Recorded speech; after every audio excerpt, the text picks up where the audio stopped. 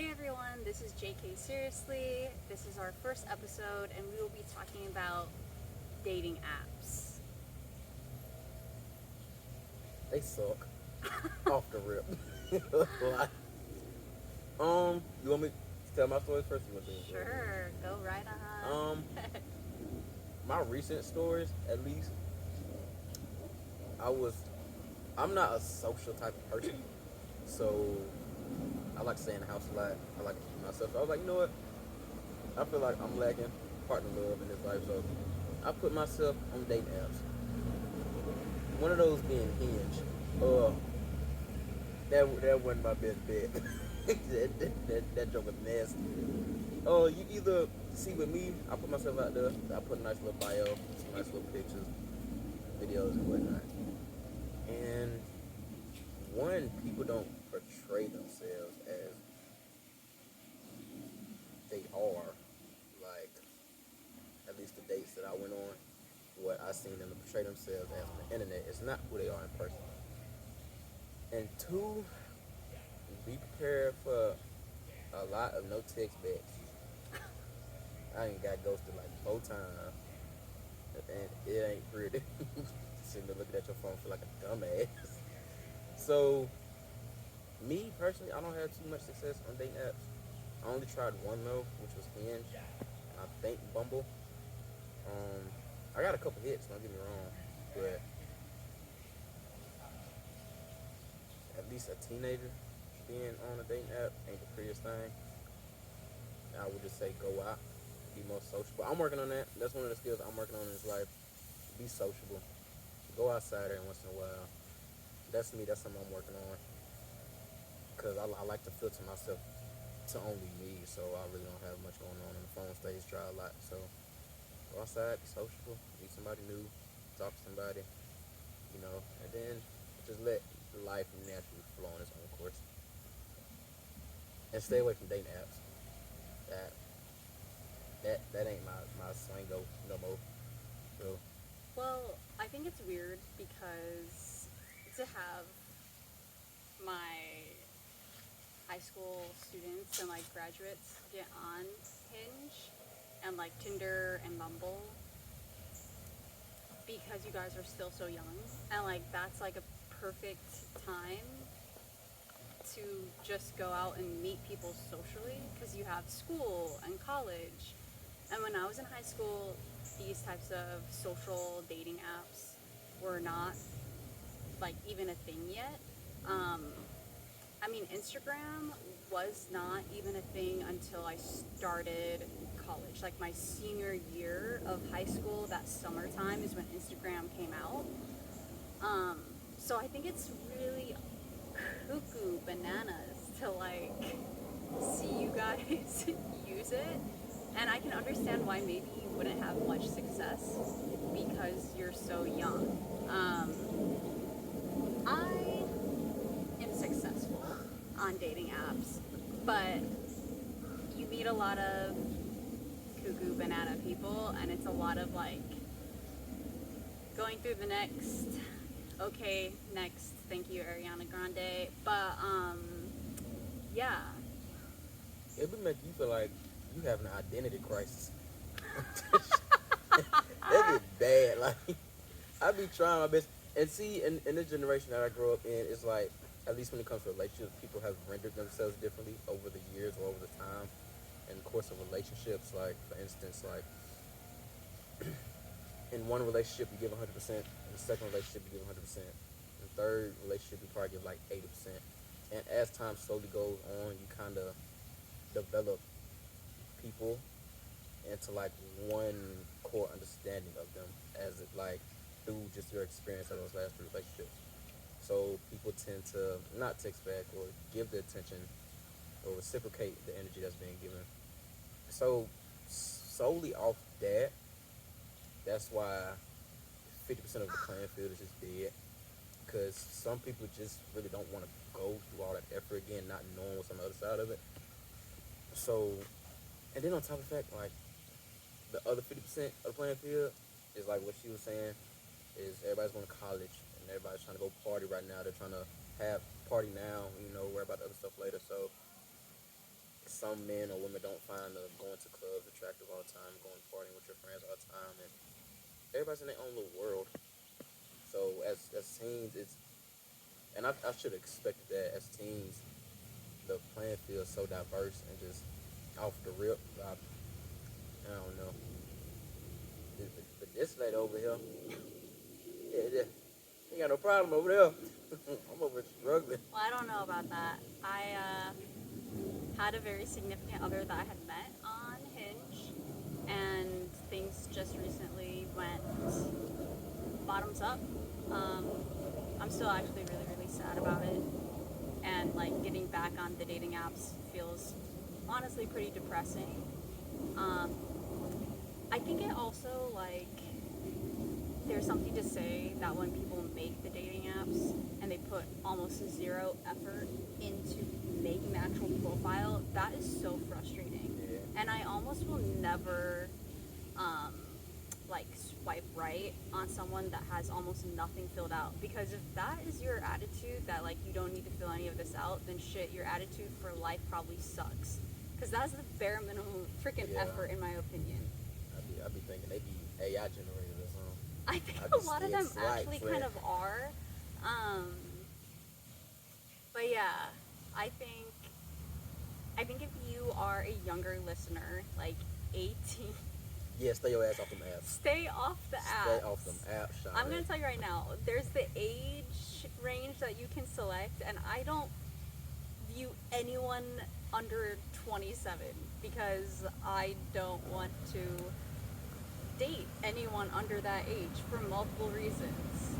And I think it is so awkward knowing that I have students that have used the dating apps.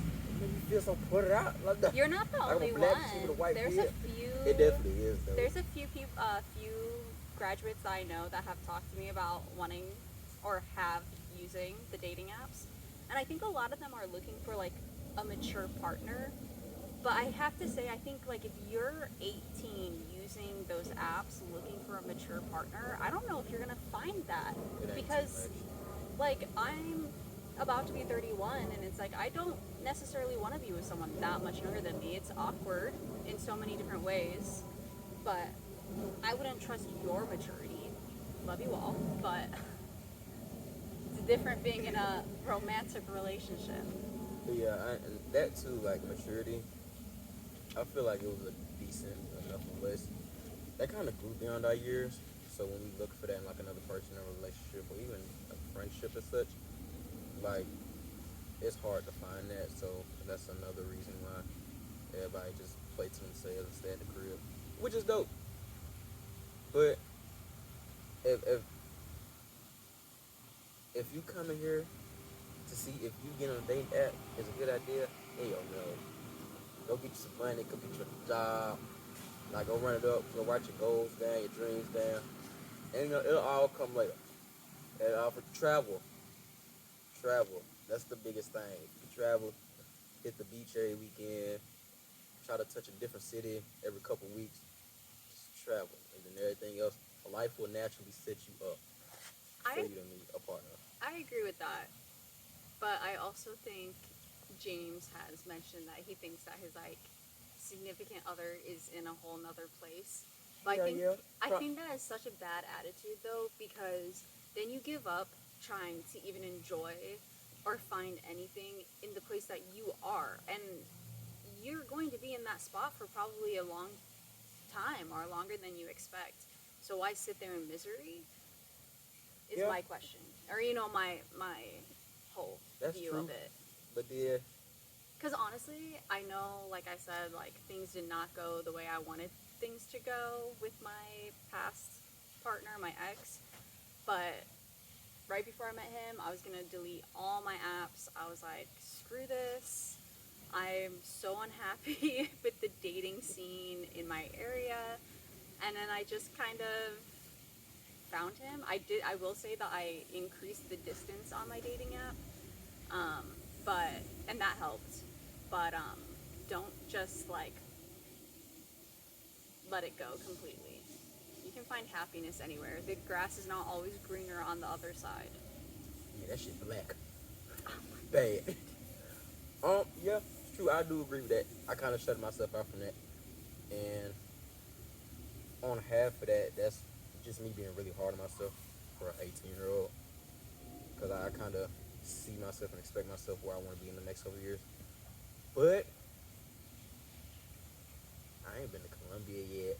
I ain't been to Brazil yet. You know what I'm saying? I'm So, gonna tell you right now. I'm I trying lived in to. Australia for 2 years, and even though I did date someone for like 8 months, it didn't work Yeah. past that. And I'm not saying that it doesn't. I know some people that it has worked out for them, and one of the partners stayed. Um, but do not trust that like going to a new place is going to be your sanctuary, because I have tried that a handful of times and it's not always real. Yeah, be right there. Um, I get bit by that. It's over with. That's murder. Woo! Really? Yeah, that's for sure. So I wouldn't say bank on it, but just live. Honestly, that's something that I'm learning right now. And I heard from another podcast woman. Her name is Pearly, and she said things come more naturally and flow better and feel like they're coming fast at you when you're busy with your life. So like when you're busy elevating your life, you're in the gym, you're doing something, you're traveling, you're purely being busy in your life, steady elevating it, and steady always trying to look for improvement, just being 1% better every day, as some say. So that's something I'm slowly learning, because there was a point in time where I was like solely focused on trying to find a woman. When if I was busy with my life, which I am now, I'm alright. Is there a woman present? Hell no. But I feel great. I'm getting my eating under control. My body is starting to come back to the best it's ever been. So it's like it's no fault in taking time to yourself as you should have been in the first place before a partner comes around. Because somebody told me, I heard before that before you can love somebody else, you gotta love yourself 100% first before you love that person. So you gotta love double at that point. That's a lot of energy, a lot of time, and in this life, it's a lot of money, fuck a ton of money. Because what are you talking about gas for $100 to go down the street? Yeah. Not But, going on a lot of dates. yeah. With that. A lot of money. Stupid amount of time. You can't get your time back. You can get your money back, you know what I'm saying? But you can't get your time back. So be precious with that. That's what we all rich and wealthy at. So overall, dating apps suck. And if anything, they only looking for a one night stand. Don't do that. Now you're pregnant. Or you made somebody pregnant. Hopefully not. Who the baby daddy? Don't So, in conclusion for this episode, I would say if you're a baby, like 18, 19, good luck. I don't know if I trust the people that are into you on those dating apps. If you're older, extra good luck, because I know we're all looking for like what we want, and that's extremely hard too. But my best advice is if you're gonna use the dating apps, don't use them as your only source. And Get out, go do stuff. And don't put your real location. Understand me when I say this. Come close. Don't put your real location. Because now you go come across somebody crazy. Now they sitting at your front door.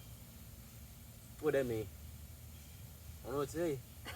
So don't be trying. And then be ready to enter yourself into a whole new atmosphere of people.